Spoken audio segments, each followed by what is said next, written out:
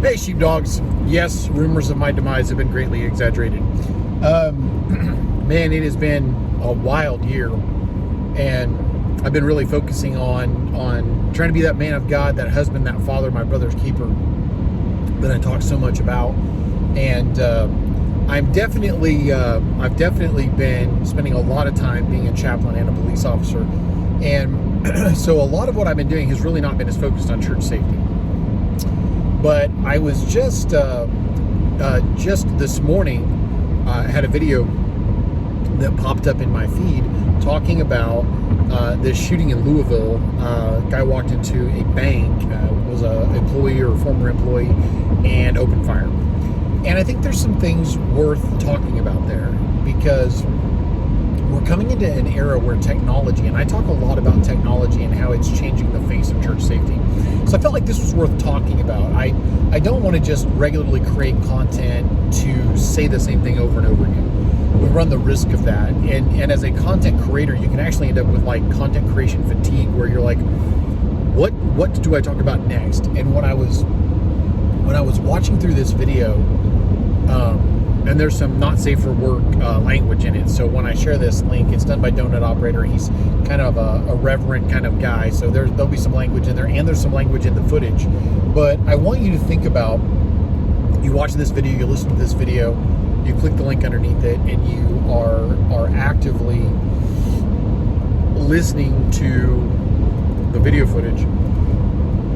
Donut Operator has done a great job of curating this, and you're hearing 911 calls. But I want you to think about a couple of things. In the video, one lady calls it in, and they were having like a Zoom meeting or something similar, where she was actually video conferenced in to the bank branch that was under attack. This guy walked in the door and started shooting people. And so in the course of that, think about that from a church safety standpoint. Think about that from a home safety standpoint. So you're on a FaceTime with a family member who lives across the country, and all of a sudden they have a medical event. Do you know their address to be able to get first responders to the scene? That's one. Number two, think about this from a church safety standpoint, where maybe your church staff are in a Zoom meeting with people at another church clear across the country, and just mention to them, this was something that this crazy church safety guy out there, Paul Buckner with Let's Talk Church Safety and Security, he talked about something that made me think. However this works for you, don't even give me credit, I don't care.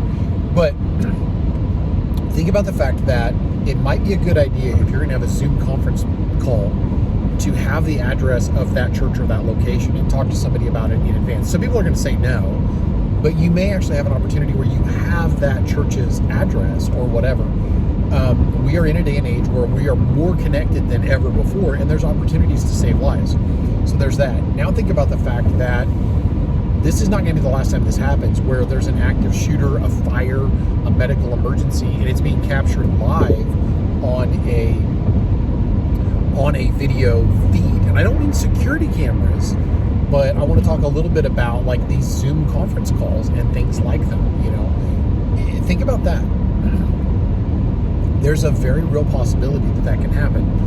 And having the ability to call 911, and you need to be aware of the fact that what you may have to do, because it's going to take time to relay the information. So let's say that I am in, Jacksonville, Florida. I'm not, but let's say I was, and all of a sudden I have a medical event, or there's an active shooter, and you see me way too busy with whatever's going on to call 911. It's going to take time to call 911. But if you can call non-emergency in Jacksonville, Florida, and they route you in, and you say, hey, my name is Bob Vila, and I'm in this part of the country, whatever, but I'm on a Zoom conference call, and Paul Buckner just had a heart attack, or there's an active shooter at this address. You can feed that information. They may take it under advisement, but if they can hear in the background through your mic, which you may have to mute, by the way, through your speakers rather, which you may have to mute your mic and stuff as you're doing this, you're able to call that in. Medical, fire, some type of an accident, or something like that. And We live in a day and age, again, of greater connectivity than we've ever had. And so you may witness something and be prepared for the fact that you may witness somebody die. But a way to talk to your church about it, if your church has a lot of Zoom meetings that they do, is to say, hey, if there's a medical event or a fire, you could actually call it in. And so you need to think about being good with the Google, getting to your search engine in a hurry, and being able to type in, police non-emergency number, Jacksonville, Florida. We have this great connectivity. I did that with a loved one that was traveling and was able to get a law enforcement response to the scene of something fairly minor, but they went way above and beyond. And it was in the middle of nowhere, outer Mongolia. And I was able to call non-emergency for that area. They had a deputy call me, and the deputy went out to the scene. I had a stranded family member, and they went way above and beyond the call. And it was just absolutely amazing what they did for her.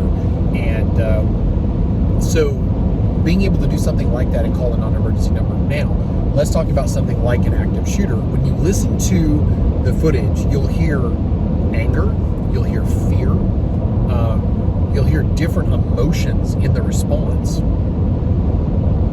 that are going to be very real and very visceral in the moment. And think about how hard it is. Think about the job of the dispatchers.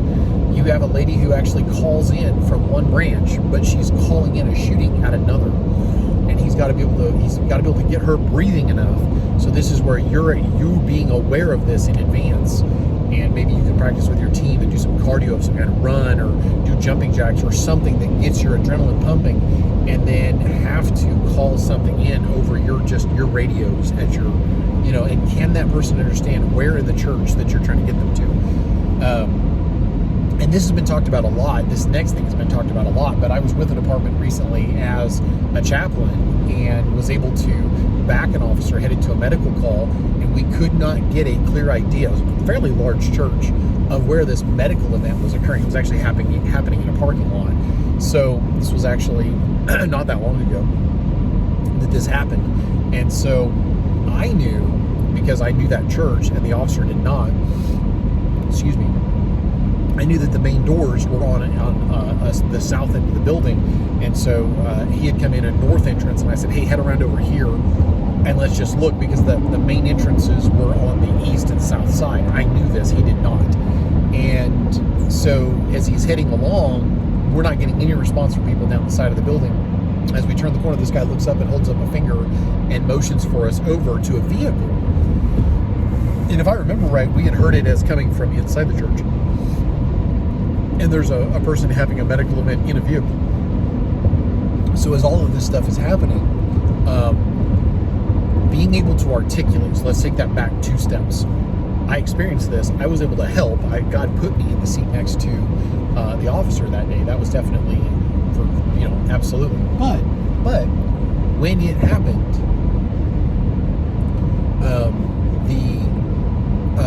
the caller and the dispatcher, there was a miscommunication, or it was lost in the moment and it wasn't being relayed. You may need to be able to take a step back in that moment if you're the one with the phone, or if you're kind of doing overwatch of the situation and helping to turn around and say, let them know we're on the south side of the parking lot, come in by the light, whatever.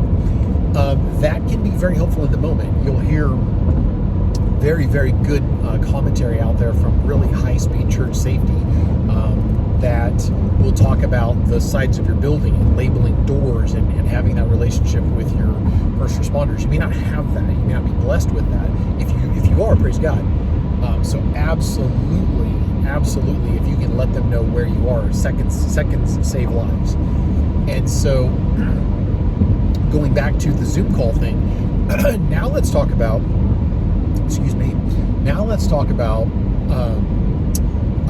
live streaming. And I've talked about this a long time ago, but I don't think I've ever talked about this on my particular podcast. And so one of the things to think about when it comes to live streaming, and I'm a fan of live streaming. My wife and I have done it when we were sick and we sat at home and live streamed, is you may see some terrible thing happen, an explosion, so something drives into the building. You may see a balcony collapse, God forbid any of this happens to you guys, but you may see something like that. And when you do,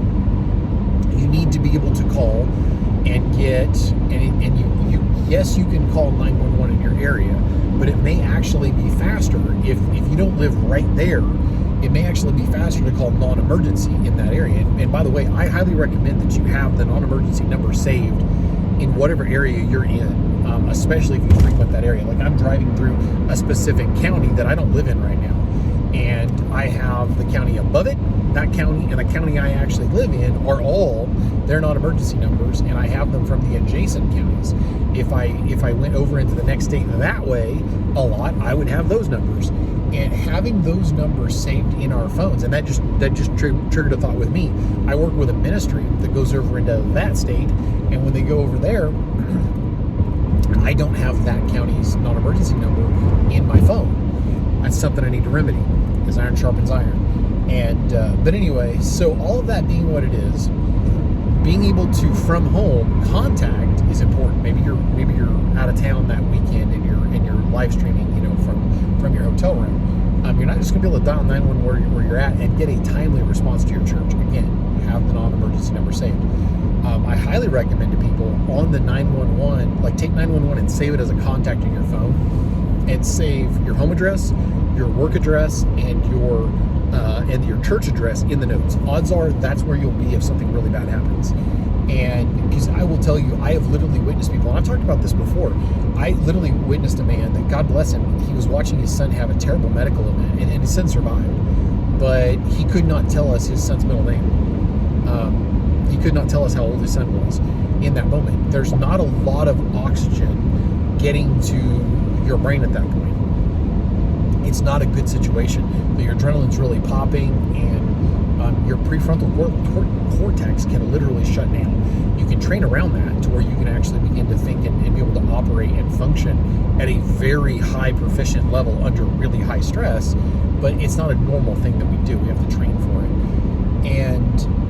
But being able to do that and have that saved as a contact, also being able to work in tandem with someone. So you're home with your spouse and you see that this terrible thing just happened on the other end of this Zoom call, you're with a coworker, and being able to turn to somebody and say, get me the address to this church, or get me the address to this location. And because you're probably in that moment not going to remember it. And then while you're on the phone with dispatch and you've used your search engine to find that non-emergency number, or you have it saved if you're fortunate enough to have done that in advance, because it's come as you are, and we're going to go back to come as you are in a minute, but it's definitely come as you are. And so you're working in tandem with that person so that you don't shut down. And because you will literally, there are going to be people when it comes to these live streaming events that are just going to sit there. They're just going to sit there and stare. I cannot tell you how many times I have witnessed things where the average person, unfortunately, cannot function, and they just shut down, or in some cases they become hysterical and they become a detriment. So let's go back to come as you are. I watched another video of officers responding to some things, and in this one instance, it was an officer on a highway, and there was a guy out in the highway, and ended up engaging the officer and shooting at the officer. The guy was walking around pointing a gun at people, probably trying to take their vehicle, but I think it was, I don't know. I can't really speak to it, but my guess is probably a deranged person that was trying to do suicide by cop before it was over, ends up in a gun battle with this officer. He ends up actually taking out a backup weapon and handing it to a retired police officer who was traveling, and where he was traveling to, he wasn't able to take his sidearm. And so together they worked in tandem. A third officer arrives, and God bless him, brought a long gun. We'll talk more about that in a minute. It had a 10-round magazine in it, and that's fine. You can go prone with a 10-round magazine. I understand there's a lot of reasons. Maybe there's not room for a 30-rounder in the rack, where you've got to keep your weapon, or maybe it's hard to pull it out from where you've got it. You need a shorter mag in it. I might do that with a shorter mag in it for a concealable collapsed carbine that I might have, but always have more next to it. I'll tell you a recent experience I had. So I'm an officer and I'm a chaplain. I'm off duty. I'm with a department. We get a call to an alarm call, and I'm there as a friend and a chaplain to the gentleman in the seat. And I'm going to go to work later. I'm in uniform, and I'm just a ride along, and we're talking about God and life and heartaches and all these different things going on. As this is going down, we get an alarm call, and the department whose jurisdiction it is in responds, and they find the door standing wide open. And so it's a fairly large building. It's going to be a nightmare to clear by yourself. And this guy calls for backup, and when he calls for backup, I'm from small town America, so he got a response from 3 different municipalities, and one of which was 1012, as we say, was riding with the on-duty municipality. And so I went into service as the municipality that I was carrying a commission with, and that I am carrying a commission with. And so I went into service, and we actually had 4 different people from 4 different jurisdictions clear the building, but it was smooth as silk. And I'm a firm believer that if I know I'm going into a gunfight, I want to be as well armed as I can be. Gunfights are going to be come as you are. It's not going to be one of these time out, and you've heard me talk about this before, but I'm going to say it again. You don't have time to go, I need to go get some cardio, and I'm gonna need to get some hand-to-hand training and some room clearing training and get some range time in, and I need to call my wife, and I'm not trying to be funny, and I need to apologize for the other night, and I've been holding this grudge against this guy at church, and I need to ask forgiveness. And you don't have time for that. It is come as you are. And I don't want to get political, but I love the quote from Ronald Reagan, basically saying that World War III was going to be a come as you are war. And I've used that quote before. That is how a gunfight is going to be. If you know in advance that you might be going into a gunfight, obviously having access to a greater weapon to give you an unfair advantage is a good thing, because the bad guy is just as likely to have a long gun as a handgun. If I'm going to get in a stand-up fight with somebody, I want to be as well armed, and in the case of being on duty as an officer, as well armored as possible. And so I reached over, and there was a carbine in the rack, and I had already talked to the officer. We already had an understanding. His chief and I already have an understanding. Probably within a month, I'll be commissioned with his department anyway. But I went into service as the other municipality. I'm now on duty, and I'm there to back them. I reach over and I pull the weapon out of the lock. I'm fully authorized to do so, and I load it up, because where that weapon was sitting, the mag won't fit in it. It's just one of those problem things that happens. And so I loaded it up with 2 conjoined 30-round magazines, so that I had a lot of reasons for somebody to stop doing bad things. I was the only one that approached the door with a long gun. We ran up a hill, not like super steep, but we ran up enough of a hill that by the time we got to the top of the hill, a lot of people would have been out of breath. I'm in decent enough shape for now, and I'm going to try to hold that as long as I can, that as we got there, I wasn't out of breath, because there was exactly no time to catch our breath to go in. Well, why am I saying all this? You will fight the fight with the weapon you have on you. You will fight the fight with the training that you have, the cardio you have, the experience that you have. And if you get there, Carl Jin talks about having like 6 rounds in a 32 caliber handgun when he was dealing with the Colorado Springs, Colorado shooter, and he was woefully unprepared, and that sparked everything that he's done so masterfully to try to make the church safety world a safer place. And you will fight the fight with the weapon you have on you. And in the case of the officer that I mentioned from this story, that he was a retired officer, he was traveling to an area that he was not going to be allowed to carry his sidearm, any kind of a weapon. And so he was completely unarmed, and asked the officer if he had a long gun or something in the trunk. And the officer handed him his backup weapon, double-checked his badge, handed him his backup weapon, and the 2 of these guys covered the active killer, and this guy that was actively engaging them and trying to kill them. And so you're going to engage and deal with what you have with you. And then if you do have a moment and you have the ability to level up, in the case of officers that are in uniform and all that stuff, there's a lot less chance of being mistaken for the active killer than there is if you're just, in your civvies like I am right now. If I jumped out of my vehicle right now to back an officer, I carry my badge on me, and I have to pull it up, and my badge has a It has a little necklace set up in it, like you'd have with a set of dog tags, and I can just jerk that out, put it around my neck, and it hangs in front of me about where you would tap me center mass, and it would show that I'm an officer. But I'm just going to have to take a calculated risk doing something like that. But if you know that you're going to be going into an environment, like you hear shots being fired, and you have the ability to, up your game in an instant, do it. It's why I'm such an advocate for having backup mags. It's why I'm such an advocate for officers on patrol to have a patrol rifle. And whenever I run with a patrol rifle, I run conjoined mags, to where I literally, because it's come as you are, I literally can grab that magazine and I can go to town. So anyway, just some thoughts about that. Just to recap quickly, we're going to be going into a day and age, and I want to go back to one thing about the live streaming. You need the ability to kill your live stream. To go back in the recap, because that was a point I meant to make that I missed. I've talked about it before, but this bank was invaded by an former employee who had a vendetta and was there to kill people. And so when this bank was being invaded and lives were being taken, it was being streamed to something like Zoom or something similar.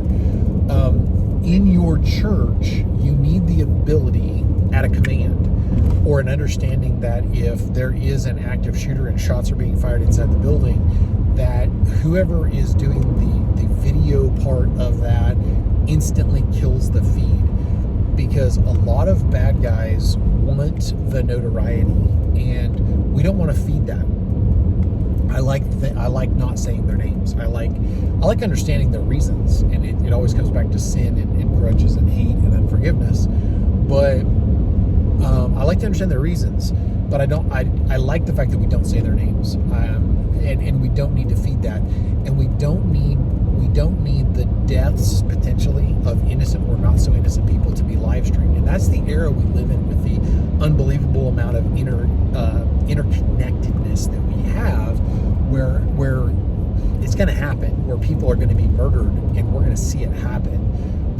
And then it can be replayed, and the news media can blur out parts of it and just run that over and over and over and over and over again.